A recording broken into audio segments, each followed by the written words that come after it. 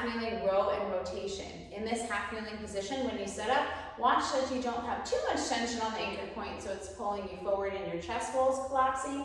And we also want to make sure we're not in this big anterior toe. So one thing I like to envision is dragging the heel of the front leg. So my foot isn't actually moving, but I'm creating this tensioning effect through the foot as I envision dragging the heel back in space. What that's going to do is get this front hamstring on, and that hamstring is going to kind of help pull my pelvis into a good position. I also want to make sure that I'm not allowing the band to pull me forward and flying through the rib.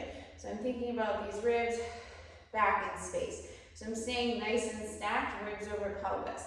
Another key thing, watch that we don't round and this band pulls us forward. So we're holding on and creating tension.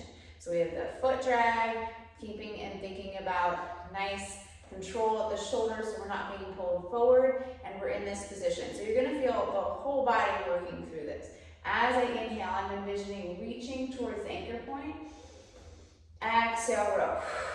So it's a full body. Inhale, exhale, row. And I want you to reach towards the anchor point. So allow the rib cage to move.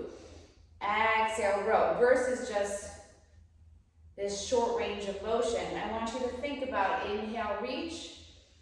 Exhale, row. We're not moving through the low back. If we feel the low back, then we want to think about getting these ribs over the pelvis, dragging the foot, and allowing ourselves to reach.